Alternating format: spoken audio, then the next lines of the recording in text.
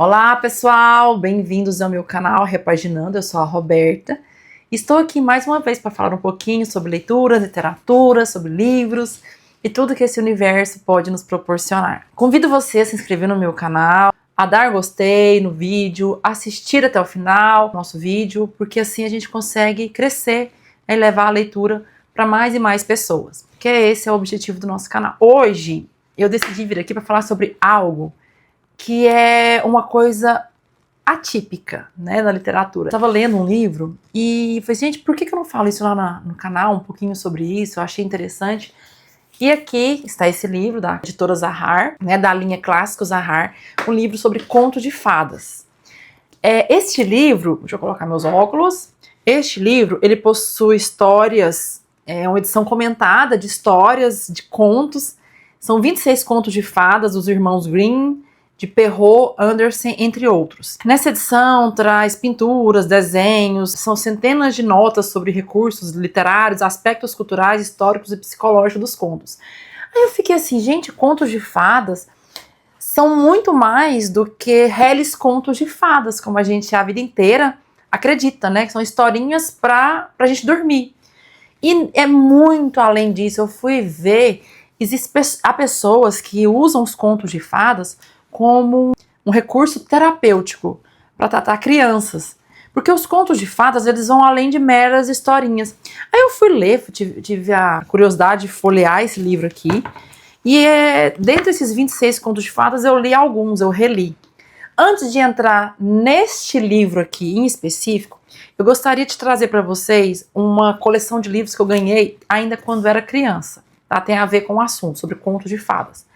É uma coleção da editora Record. Eles estão bem velhinhos, bem gastos. A minha mãe guardou pra mim a vida inteira, né? Meus irmãos leram, eu li. Eu ganhei, é minha essa coleção, ganhei da minha madrinha quando eu era criança. Eu não lembro exatamente a idade que eu tinha, eu devia ter entre 8 e 12 anos, eu imagino.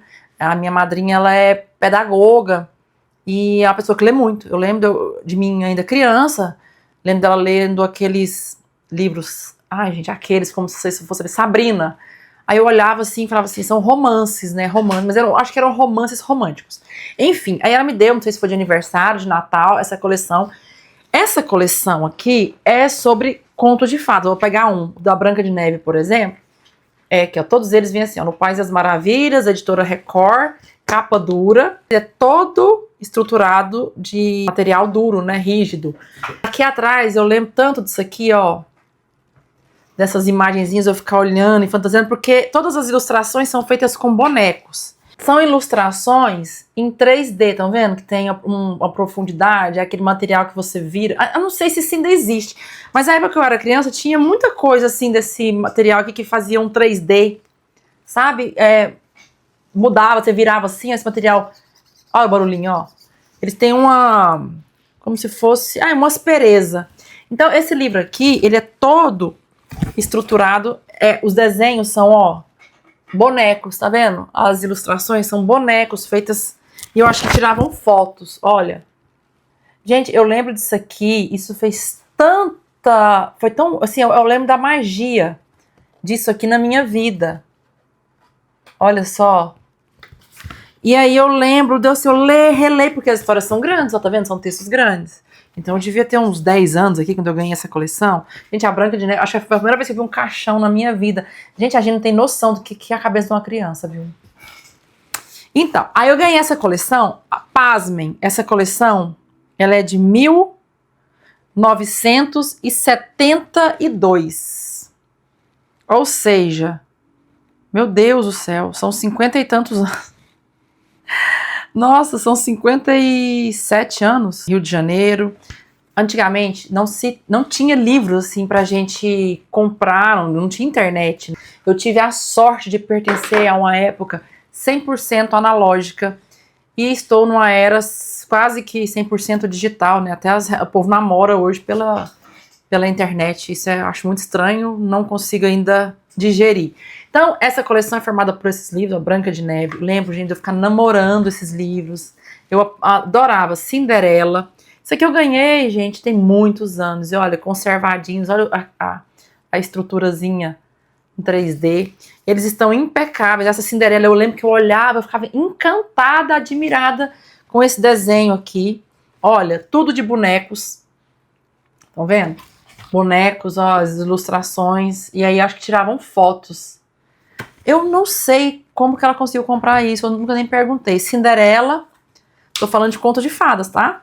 Polegarzinha, olha que coisa mais linda. Polegarzinha, uma coleção de quando eu era criança, gente. Histórias que eu nunca tinha ouvido falar, essa Polegarzinha, a única vez que eu ouvi falar dessa Polegarzinha foi nesse contexto aí. Gente, eu olhava esse livro aqui, João e o Pé de Feijão.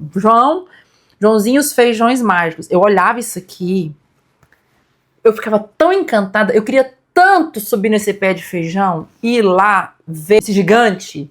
Não era bem um gigante nas fotinhas. Nossa, essa história que foi a que mais me encantava nesse livro aqui.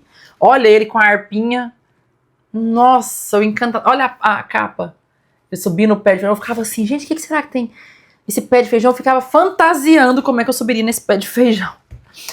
Essa história ela não é tão pura como parece. A Bela Adormecida, acho que foi a primeira vez também que eu tive contato, foi com essa coleção. Olha, tá vendo que fica o 3D lá no fundo, eles ficam... Nossa, uma gracinha isso aqui. Pra essa época, gente, há décadas, olha que, as bruxas aí, ó, as cabelo azul. Isso aqui, pra época, era de uma tecnologia... Nossa, lindo demais. Hoje eu já acho eles lindos, né? Imagina aquela época que... Hoje a gente tem internet, tudo, é difícil a gente encantar com alguma coisa. Isso aqui é colado, tá? Até descolou, tive que colar de novo, ó. A Pequena Vendedora de Fotos, essa história eu não conhecia. Eu conheci através dessa coleção aqui. Lembre-se, não tinha internet à época, não tinha acesso à informação como tem hoje. Muito bonita. Olha, gente do céu, que coisa linda. E aí minha mãe, depois de que eu saí de casa, né? Ela me entregou a minha coleção, que ela cuidou a vida inteira pra mim, né? Porque isso aqui só existe porque ela cuidou. Lógico, eu tinha o maior ciúme, o maior cuidado com isso aqui. Como até hoje eu tenho, né, essa relação com meus livros. Uma coisa, vocês podem perceber que eu embalo, deixo eles embaladinhos no plástico. Não é por nada, é porque assim fica mais fácil manter a limpeza, inclusive. Conserva mais os livros. Alguns eu leio e embalo de novo no plástico o filme, porque eu tenho alergia. E aí vou limpar, eu limpo com certa frequência meus livros, meu quarto aqui, porque senão me dá alergia, eu fico com crise um tempão, então eu preciso manter limpo. E com o plástico, além de não acumular a umidade e o pó também, então eu prefiro. Esse aqui eu deixei no sol, porque tava um tempão guardado, né? João e Maria. Gente, essa história também, o primeiro contato que eu tive com João e Maria foi com essa coleção aqui. Eu tenho uma outra coleçãozinha ali de quando eu era criança também, que é muito estruturada, assim, você abre o livro todinho, vira um circo, sabe? Mas eu não quis pegar porque eu tava com medo de dar uma crise alérgica, que tá guardada há muito tempo. Olha que bonitinho, os dois abandonados na floresta. Foi o primeiro contato que eu tive com essa história, talvez até o único. Pensa uma criança vendo essa casinha de chocolate d'água na boca. João e Maria. Essa que é muito clássica, né? Chapeuzinho vermelho. Olha lá, Chapeuzinho Vermelho. Olha só, com o lobo, tudo muito... Eram fotos mesmo que eles tiravam, né? Da estrutura, a vozinha. E aí eu lembro que eu namorava essa coleção de livros aqui. Então são 4, 5, 6, 7 livros. Fizeram muito parte da minha infância, dos meus irmãos também. A gente acabou... E aí o que eu vim falar sobre contos de fadas aqui hoje? Os contos de fadas, eles são além de historinhas contadas para as crianças, né? Os contos de fadas, eles trazem uma carga de ensinamento. Antes de ler algumas histórias, eu fui reler, eu li a introdução, né, que é feita por uma pessoa que trabalha com isso, com contos de fadas, uma professora, e ela falando da importância dos contos de fadas. Eles não nasceram a partir dos irmãos Grimm, de Charles Perrault ou Andersen. Os contos de fadas, eles já vinham com uma forma de dar lição de moral para os povos mais antigos, aqueles que não tinham televisão, não tinham livros para ler. O que eles tinham era uma fogueira ou uma lareira, onde eles se sentavam à beira para contar histórias. Os contos de fadas, eles foram criados para dar lições. Por exemplo, a história do Chapeuzinho Vermelho, que no caso, Gorrinho Vermelho, literalmente, né, depois, eles vinham como uma lição para mostrar que o caminho mais fácil, que a desobediência, que o respeito aos mais velhos, quais são as consequências de tudo isso. O Chapeuzinho Vermelho é uma criança que sai de casa para levar alguma coisa para a vovó que está doente na floresta, e a mãe fala, não vá pela floresta, porque é perigoso. ela desobedece, então já traz uma história de ensinamento que a criança, que na verdade já os povos adultos, né, que ouviam essas histórias aqui, mas para as crianças elas foram depois reformuladas como uma forma de dar lições, mas elas já vinham com essa carga de lição de moral para as pessoas primitivas, para que elas se livrassem de alguns perigos que poderiam acontecer na vida. Então, a história do Chapeuzinho Vermelho especificamente, ela mostra o seguinte: não confie. Gente, o lobo mau não existe. Na verdade, é não confie em pessoas estranhas. Vem na figura de um lobo mau, porque eu acho que seria até estranho você falar assim, ó, tem um homem na floresta, ele é mau. A história do Chapeuzinho Vermelho, ela vem para ensinar que o caminho mais curto nem sempre é o mais fácil. Mostra que não se deve falar com estranhos, que é perigoso conversar com estranhos. E aí, no final, vem o lobo mau e tem o caçador. Há quem diga também que traz um quê de machismo, né? Que é o homem que vem e salva as duas mulheres frágeis e indefesas. Subliminarmente, traz aí esse contexto do homem protetor, construção, de que a mulher é mais frágil. Tem essa também, há quem defende essa ideia. A história dos 3 porquinhos, por exemplo. Eu não vou falar de todas porque são muitas. Aqui são 26 nesse livro. Todas elas são comentadas, ilustradas. Antes mesmo tem um comentário falando como é que surgiu cada uma delas. Gente, vale muito a pena.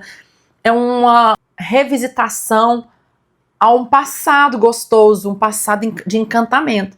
Tem Branca de Neve, Cinderela, João e Maria, Rapunzel, Gato de Botas, O Patinho Feio, Pele de Asno, Pequena Sereia. Tem uns que eu nunca nem ouvi falar, gente. São 26 contos de fadas. Outra questão, os 3 porquinhos, né, que eu ia falando. Os 3 porquinhos são 3 irmãos porquinhos. Um faz uma casa de palha, o outro faz uma casa de madeira, né? E o outro faz uma casa de alvenaria, de tijolos. A casa de palha, ela é mais fácil de fazer e leva menos tempo. A de madeira, um pouco mais difícil e leva um pouquinho mais de tempo. E a casa de tijolos, de alvenaria, é a casa mais demorada, porém, é a que tem mais segurança, é a mais forte. Essa história dos 3 porquinhos, ela traz uma lição de que o caminho mais fácil nem sempre é o mais sólido, é o mais seguro, é o mais resistente, é o mais certo.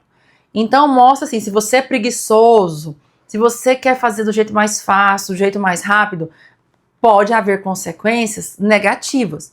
Às vezes vale a pena você investir tempo e esforços em algo mais sólido, mais consistente, porém algo que vá ter durabilidade, que vá resistir, algo que é mais correto, mais certo. Ensina as crianças, né, no caso a gente está falando já aqui para as crianças, a não terem preguiça. Os desafios não são algo a ser burlado, mas sim algo para que você possa crescer, se fortalecer e aceitar os desafios. Outra história interessante foi a do Pequeno Polegar. Existem também algumas características nos contos de fadas. O Pequeno Polegar é de uma família de vários irmãozinhos, né? São meninos que os pais não tinham mais condições de sustentar e resolveram deixá-los numa floresta para que os pais ao menos não vissem a morte das crianças, eles padecerem de fome. E o Pequeno Polegar, ele é o menorzinho. Nos contos de fadas é muito comum haver 3 irmãs, a mais nova é a mais indefesa, a menorzinha, igual no caso da Cinderela. Ou então, no caso do Pequeno Polegar, ele é o menorzinho de todos, o mais indefeso, o mais frágilzinho, mas ele é que resolve a situação depois. Só que há questionamentos a respeito dessa história de que ele usurpa os bens da fera lá do gigante, onde que ele toma. Ele vai lá, acha uma casa onde eles ficam, e aí o gigante tem 7 filhas, 7 ou 8, que é a mesma quantidade de irmãozinhos, e aí ele troca os gorrinhos deles lá pro gigante confundir, e ele mata as menininhas. Então, assim, é uma história mostrando pra não desistir, menino bancando esperto, assim como o João e o Pé de Feijão. É uma criança também que sobe lá, pega a galinha dos ovos de ouro, pega as moedas do gigante. Então, assim, depois foi ver que essa história ela tem uma questão de moral duvidosa, né? Tanto uma quanto a outra. Então, o Pequeno Polegar é o irmãozinho mais frágil. A moral da história, a parte bonita, é que nem sempre o menorzinho, o mais frágil, aparentemente, é o mais frágil na realidade. Aquela criança que mostrava-se aparentemente indefesa foi a que salvou os demais irmãos. Então, a moral da história é essa, de não duvidar da força de uma pessoa por conta do tamanho dela, né? Que não é porque a criança é pequena, porque a pessoa é pequena, que ela é frágil, que ela é indefesa, que ela é incapaz. Essa é a moral. Aí tem a parte que se questiona, é a parte dele se dar bem em cima do gigante lá, do monstro que ele furta, né, que ele toma para si os bens dele, as coisas dele e leva para a família dele comer. Isso aí é uma trapaça que questiona-se como isso pode chegar à cabeça das crianças também. Aqui nesse livro fala muito sobre isso, tá? As questões que são colocadas à prova, que são duvidosas na questão de ensinamento para as crianças. A outra história é o João e o Pé de Feijão, que eu falei, né? Que ele também pega as coisas materiais lá, a riqueza do gigante, que isso também é algo de moral duvidosa, essa história. Uma outra história muito interessante que eu achei, que os comentários a respeito dela, é A Bela e a Fera. A Bela e a Fera é uma história que mostra a questão do valor da beleza interior. Era uma mulher bela, casou-se, apaixonou-se por uma fera, mostrando que a verdadeira beleza reside no interior. Aí eu fiquei me perguntando, será que haveria, por que não criaram uma história, o belo e a fera, o homem bonito e a mulher feia? Essas histórias, de acordo com os comentários, foram criadas para dar um certo conformismo, um certo acalento para as moças jovens que muitas vezes tinham que casar-se com homens feios, velhos. E aí falavam, nossa, a beleza tá dentro, né? Mas assim, aí questione o contrário. Será que também, por que não coloca os rapazes bonitos, jovens, para casar com as mulheres mais velhas e mulheres, né, feias, consideradas feias? Não, mas o contrário existia, que era para que as moças entendessem, né, que a beleza está no interior. Outra história também que traz lições bonitas é a história da Branca de Neve e os Sete Anões, mostrando a importância da amizade, a questão da maldade, que o bem sempre vence, que a pureza no coração é algo para se manter, que a rainha má não adiantou ela ser má porque ela saiu perdendo, né? E aí ela contou com a amizade dos Sete Anões, e como a amizade era algo valioso. Então, essa é outra história. E aí tinha o príncipe, a outra questão. O príncipe, beijo de amor de um homem, era o que ressuscitaria, que salvaria da maçã envenenada. Assim foi também com a Bela Adormecida, Branca de Neve, a Bela Adormecida. A Cinderela também teve que esperar um príncipe para salvar da bruxa má e das irmãs malvadas. Ela também era uma irmã de uma família de 3 irmãs, o mesmo sexo e mais nova. Ela era frágilzinha, mas ela foi que deu a volta por cima, mostrando que muitas vezes o que vale é o amor, o que vale é o que tem no coração. E a outra história também, Rapunzel, mulher esperando que um príncipe pudesse salvá-la de uma torre. Gente, essas construções, elas fazem parte do imaginário. Outro dia uma amiga me falou assim, amiga, você acha que eu não sonho encontrar meu príncipe ainda? E em contrapartida, eu ouvi já de vários assim, pessoas, né, amigos que eu já conversei, ela quer achar o príncipe não existe. Não existe o príncipe, né? Mas no nosso imaginário, lá no nosso inconsciente, no fundo da cabeça feminina, há um príncipe que vai nos salvar, vai dar um beijo de amor verdadeiro, vai trazer o amor para nós. Enfim, as mulheres acabaram acreditando porque muitos dos contos de fadas, Cinderela, Branca de Neve, Bela Adormecida, Rapunzel, A Pequena Sereia, A Bela e a Fera, sempre há um príncipe.